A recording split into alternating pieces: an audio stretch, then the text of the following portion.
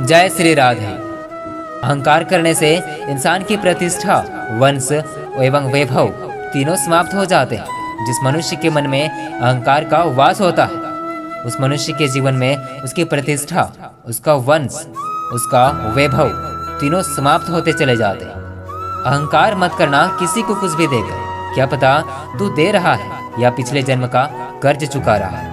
जीवन में कभी भी दान देते समय मनुष्य को अहंकार नहीं करना चाहिए, क्योंकि हो सकता है जिसे वो दान दे रहा है उसे दान देकर वो पिछले जन्म का कर्ज चुका रहा है। मनुष्य को बुरे कर्म करने की आवश्यकता नहीं होती, बुरे कर्म खुद ही हो जाते हैं, पर अच्छे कर्म खुद से नहीं होते। मनुष्य को अच्छे कर्म स्वयं की इच्छा से करने पड़ते हैं, तभी उसका जीवन सफल हो पाता है। जब आप प्रभु के साथ जुड़ जाओगे तो आपकी परीक्षा आरंभ हो जाएगी।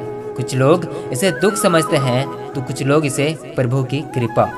सदियों से ईश्वर अपने भक्तों की परीक्षा लेते आए हैं, और इस परीक्षा के दौरान ईश्वर अपने भक्तों को अनेक प्रकार के कष्टों से सामना करवाते हैं। सामान्य मनुष्य इन कष्ट और दुखों को भगवान की पीड़ा समझकर भगवान से मुंह मोड़ लेते हैं, और दूसरे तरफ सच्ची भक्त प्रभु का आशीर्वाद समझकर इन कष्टों का सामना करते हैं।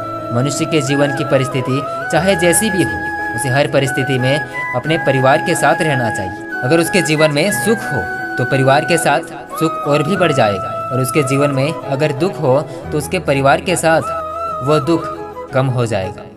श्री कृष्ण कहते हैं, जिस रिश्ते की शुरुआत स्वार्थ से हो वह रिश्ता कभी सफल नहीं हो पाता, और जिस रिश्ते की शुरुआत प्रेम से हो उस रिश्ते को दुनिया की कोई भी ताकत नहीं तोड़ सकती।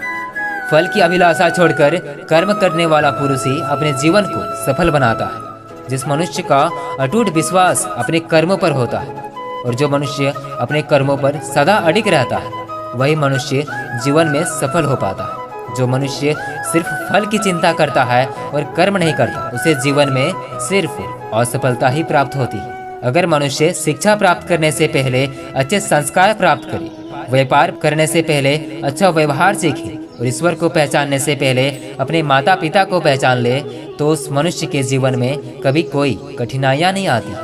वह जो सभी इच्छाएं त्याग देता है, मैं और मेरा की लालसा तथा भावना से मुक्त हो जाता है, उसे शांति प्राप्ति होती। जिस मनुष्य के मन से मैं या मेरा या अहंकार का भाव समाप्त हो जाता है, और जिसके मन में सांसारिक मोह माया की लालसा समाप्त हो जाती है, वही मनुष्य अंत में परम परमात्मा की शरण को प्राप्त करने में सक्षम होता है। आशा करता हूँ कि श्री कृष्ण के अनमोल वचनों से आपका जीवन सफल हो। सब्सक्राइब करो या ना करो ठाकुर जी की जाने, लेकिन वीडियो के नीचे एक प्यारा सा जय श्री राधे कमेंट जरूर करना।